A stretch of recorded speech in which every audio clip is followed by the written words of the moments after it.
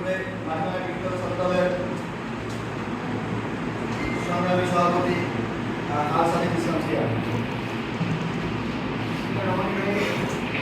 আজ গ্রীষ্মতা দেশনেত্রী আপসীনের প্রত্যেকটা শব্দের সাথে একটা ইতিহাস যুক্ত আছে। আজকে আপনি আপসীনের পিছনে একটি মাত্র ঘটনা আছে যে 1986 নির্বাচনে যে এরশাদের নির্বাচনে যা কিছু সেই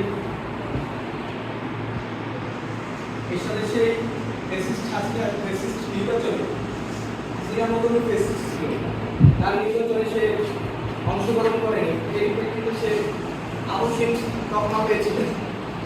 পরবর্তীতে 1990 সালে এরশাদ বিরোধী আন্দোলন থেকে সে পরবর্তী দেশ সেখানে খালেদা জিয়া ক্ষমতা গ্রহণ করে। খালেদা জিয়া ক্ষমতা গ্রহণ করার পরে রাষ্ট্রপতি অর্থনীতিতে অনেক ভূমিকা রাখে। এরশাদ পুরো দেশটাকে একটা অর্থনৈতিক সংকট গড়ে তুলেছিল, বিনামূল্যে শিক্ষা প্রদান করে। এরপরে আবার 2001 সালের সময় ক্ষমতা আসে তৃতীয় টার্ম, 96 আবার প্রধানমন্ত্রী হয়। এরপরে আবার 2001 সালে ক্ষমতার সময় আসে, তখন সে র্যাব প্রতিষ্ঠা করেছিল। সারা বাংলাদেশে চাঁদাবাজি দুর্নীতি আমাদের নিজেদের দলীয় লোকরা অনেক জায়গায় অনেক মার্ডার হত্যাকাণ্ডের সঙ্গে জড়িত ছিল। তাদেরকে র্যাব গঠন করে সন্ত্রাসীদের দমন করেছে।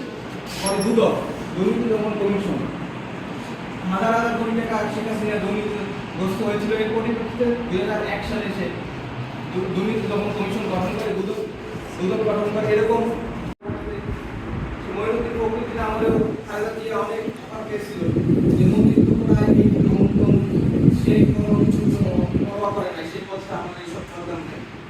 সে আকস্মিকভাবে এগিয়ে গেছে। এই পরবর্তীতে আপনারা সবাই জানেন 2009 সালে ক্ষমতায় আসার পর পরবর্তীতে 2024 সাল পর্যন্ত ফেসিস্ট হাসিনা 18 দামি 18 অবৈধ কাদের ভোট 24 দামি নির্বাচন, প্রত্যেকটা নির্বাচন কার্যক্রমের মাধ্যমে সে ক্ষমতা রেখে গেছেন। প্রত্যেকটা জায়গায় সেখানে খালেদা জিয়া ত্যাগ স্বীকার করেছে। সে জেলে অবস্থায় তার ছেলে মৃত্যুবরণ করেছিলেন, তার আরেক ছেলে লন্ডনে। এই 16-17 বছর 18 বছর আন্দোলন করে খালেদা জিয়া নেতৃত্ব। আর তখন দীর্ঘায়ু আমাদের